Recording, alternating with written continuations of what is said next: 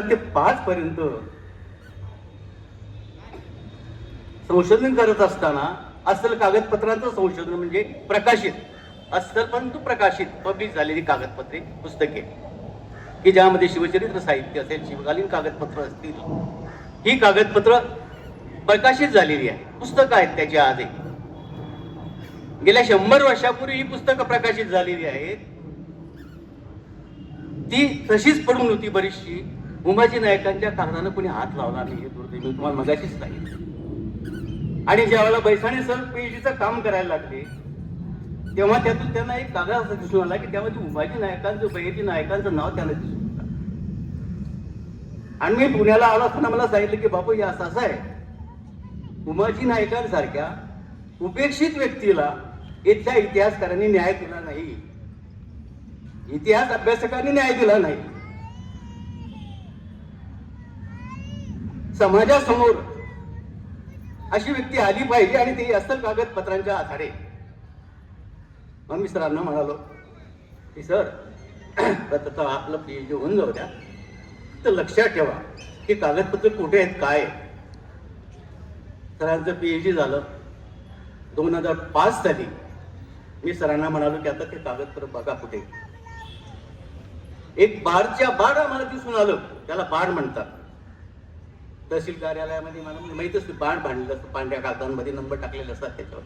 तशा प्रकारचं बाड हे आपल्या पुरावी लेखागारामध्ये पुण्याला पेशवे दप्तरमध्ये सरांना आढळलं.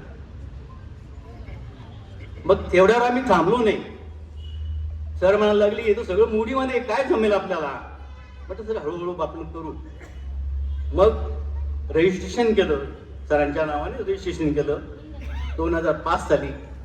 आणि त्या सगळी कागदपत्रांच्या झेरॉक्स आम्ही पहिल्यांदा मिळवल्या. सगळ्या झेरॉक्स घेऊन आम्ही धुळ्याला गेलो. आम्ही धुळ्याला एक एक कागदपत्र चाळा त्याचं लिप्यंतर करत म्हणजे बालबोधीकरण करत ते आम्ही सगळी कागदपत्र तयार केली. म्हणजे 2005 पासून या कागदपत्रांचा आम्हाला अभ्यास करावा लागला. मोडी कागदपत्र. आज पुण्यातल्या काही मंडळींना मोडी येतो, आमच्या भागामध्ये काही कोणाला येत नाही, सराव लागतो. मोडी म्हणजे इंग्रजी लिपी जशी असते तशीच मोडी लिपी लिहायला सोपी आहे, वाचायला मात्र अवघड आहे. शिवकालीन कागदपत्रांची मोडी तर फारच अवघड आहे, लवकर समजत नाही, फार वेळ लागतो. एकेका कागदपत्राला दिवस 2-2 दिवस लागून जातात. अशी शेकडो कागदपत्र आम्हाला त्या बाडमधून मिळाली. आणि म्हणून ही कागदपत्र प्रकाशित करेपर्यंत 2005 पासून ते 19 पर्यंत 14 वर्षे गेली. तेव्हा कुठे आद्य क्रांतिकारकांचा हा एक खंड आपल्या समोर आम्ही सादर. तेवढ्यावरच आम्ही भागलो नाही. मग ज्या कॅप्टन मॅकिंटॉशने या वास्तूमध्ये येऊन दररोज रात्री, याविषयी आपल्याला सगळ्यांना माहिती आहे, सुनील भाऊ सांगता आपल्याला वेळोवेळी आप्पा सांगत असतात, जे काही आम्हाला माहित नाही ती गोष्ट सुद्धा आम्हाला यांच्याकडून कळते. अज्ञान म्हणावं लागेल आमचं, पण एक अभिमान आहे की या वास्तूमध्ये सगळी कागदपत्र पुस्तक रूपाने आम्ही येथे प्रदान केली. आणि आज मगाशी सरांनी सांगितलं की अशी कागदपत्र आधी भरपूर आहे. मी आपल्याला सांगेन की शिवाजी महाराजांची कागदपत्र दुर्मिळ आहे, फार कागदपत्र नाही. त्याचं कारण हे जतन केलं जात नव्हतं. पेशवे काळामध्ये जतन करण्याचा प्रकार सुरू झाला. शिवाजी राजांचा अभ्यास करण्याकरता आम्ही थेट कर्नाटकात गेलो 2 वर्षापूर्वी. स्वतः पैसाणे सरांनी मी मोटरसायकलने पूर्ण महाराष्ट्र पण फिरलो आणि कर्नाटकात पण फिरलो. लवकरच शिवाजी राजांच्या कर्नाटकातील मोहिमेतली समुद्र जिथे जिथे त्यांचा आलेला आहे, जिथे ज्या ज्या किल्ल्यांमध्ये ते पोहोचले, पुनरुज्जीवन त्या किल्ल्यांचं केलं, तोही खंड लवकरच पुढे समाजापुढे आला पाहिजे. उमाजी नायकांच्या जन्माला झाले की कोणीही न्याय दिला नाही इतिहासकाराने. आमच्या इतिहासकारांनी भरपूर इतिहासकार होऊन पुण्यामध्ये फार जुजबी माहिती दिली. सदाशिव आठवले आपल्याला पुष्कळ लोकांना माहिती असतील. परगट बोलणारा माणूस. 1983 साली मी स्वतः त्यांचं भाषण ऐकलं आणि ते सांगत असे की मी बोलतोय, माझे बोलणं तेच बरोबर आहे. अशा बुद्धिमान माणसाचं, प्राचार्य माणसाचं सुद्धा उमाजी नायकांसंदर्भातला पुस्तकाचं नाव डोंगर. एका डोंगरावर बसलेला माणूस, हेठाळणी सारखा शब्दप्रयोग आहे त्या पुस्तकाचा. आणि किती कागदपत्र प्रकाशित केली? 15-20 कागदपत्र, त्याच्या पलीकडे नाही.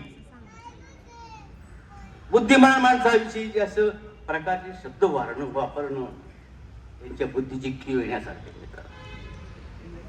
मी फार मोठा माणूस नाही. मी आधीच सांगितलं की एक विद्यार्थी इतिहासाचा, पण चिकित्सक दृष्टीने पाहणारा माणूस आहे. कुठलाही विषय असो, चिकित्सक दृष्टीने. बैसाना सरांनी PhD करताना सांगितलं, सर म्हटलं तुम्हाला कुठला विषय आवडतो? ते म्हणे अंधश्रद्धा. म्हणून मराठाकालीन समाज जीवन आणि अंधश्रद्धा हा संशोधनात्मक प्रबंध त्यांनी सादर केला, अस्सल कागदपत्रांच्या आधारे. त्याच्या या पुस्तकाचे सगळे संदर्भ आम्ही दिलेले आहेत, त्यांनी दिले स्वतः. रात्रंदिवस अभ्यास केला, एक एक पत्र त्यांनी चाळलं, माझ्याकडून समजून घेतलं, पुस्तक प्रकाशित केलं. त्याची दुसरी जी आवृत्ती आहे अतिशय वाचण्यायोग्य. मूठ कशी मारतात, प्रायश्चित्त कशी करावी लागतात, हे त्याच्यात दिलेलं आहे. परंतु मूठ मारण्याचा प्रकार, त्याचं विवेचन महादेव शास्त्री जोशींनी आपल्या ग्रंथामध्ये जे केलं आहे, प्रत्यक्ष तसं करण्याचा मग प्रयत्न आम्ही केला. की खरोखर मूठ मारली जाते का? साप चुकीचा आहे. प्रयोग करून पाहिले, काही नाही, बंडल आहे. आपण ज्ञानाच्या कसोटीवर ते हाताळलं पाहिजे, चाललं पाहिजे, तर आपल्याला ते कळतं. कोणी सांगितलं म्हणून त्याच्यावर विश्वास ठेवता कामा नये. उमाजी नायकांच्या संदर्भामध्ये आम्ही असं म्हणता नाही की आम्ही त्यांना न्याय देण्याचा प्रयत्न केला, पण एक समाजाने उपेक्षित ठेवलेली व्यक्ती, अशा उपेक्षित व्यक्तीनं आपण खरोखर त्यांची कागदपत्रांची हाताळणी केली पाहिजे, चालली पाहिजे. पूर्वी, फार पूर्वीच्या काळामध्ये इतिहास, जगाचा इतिहास दिला जायचा, जगाचा. नंतर त्या देशाचा इतिहास दिला जाऊ लागला. त्यानंतरच्या काळामध्ये प्रादेशिक इतिहास दिला जाऊ लागला आणि नंतर स्थानिक इतिहास दिला जाऊ लागला. पण उपेक्षितांच्या इतिहासापर्यंत लोक पोहोचले नाही. 1984-85च्या नंतरच्या काळामध्ये उपेक्षितांचा इतिहास दिला जाऊ लागला. त्याला सबाल्स्टन स्टडीज असा इंग्रजी शब्द आहे. उच्च विभाषित लोकांनी सांगितलं की असं लिहिलं पाहिजे, तसं लिहिलं पाहिजे, पण काही नाही मित्रांनो, काही नाही. काही अभ्यास करा. आमचे मित्र होते कायंदे, अभ्यासक होते, इतिहासाचे अभ्यासक होते. त्यांनी सांगितलं केशव पाटील, सबास्टनवर तुम्ही अभ्यास केला पाहिजे. सांगितलं. मग सबास्टनवर अभ्यास करायचा कसा करायचा? तर तो अभ्यास करणारी व्यक्ती मला जवळची हवी होती आणि ती मला बैसाणे सरांच्या रूपाने मिळाली. आणि म्हणून बैसाणे सरांनी सांगितलं की आपल्याला उमाजी नायकांवर अभ्यास करायचा आहे. ते कागदपत्र चाळले, ती त्यांनी मिळवली, त्याच्या जेवरास केल्या, बसलो मित्रांनो. आणि म्हणून आपल्या संपर्क खंड आलाय. मग सरांनी सांगितलं की प्रत्येकाने ते वाचलं पाहिजे. आपण समाजाभिमानी आहोत, या महाराष्ट्रामध्ये राहतो. मराठाकालीन महाराष्ट्र आपण म्हणतो, पण मराठा हा शब्द जातीवाचक नाही. महाराष्ट्राच्या भूमीत जो राहतो, महाराष्ट्र संस्कृतीचा जोपासतो, इथले रीतिरिवाज जे काही असतील जर तो पाळतो, तो मराठा. आणि म्हणून अशा उपेक्षितांना पुढे आणण्यासाठी आम्ही पुढे आणणारे नाही, ते मुळातच पुढे होते. 1832 मध्ये मगाशी सांगितलं सुनील भाऊंनी, त्या झाडावरती त्यांचा देव टांगलेला. आम्ही येऊन गेलो, येथे पुस्तक प्रकाशित पण झाले. पण दुर्दैवानं असं त्या पुस्तक प्रकाशनाच्या वेळेला मी आजारी होतो, GBS ने आजारी, म्हणून मला येता आलं नाही.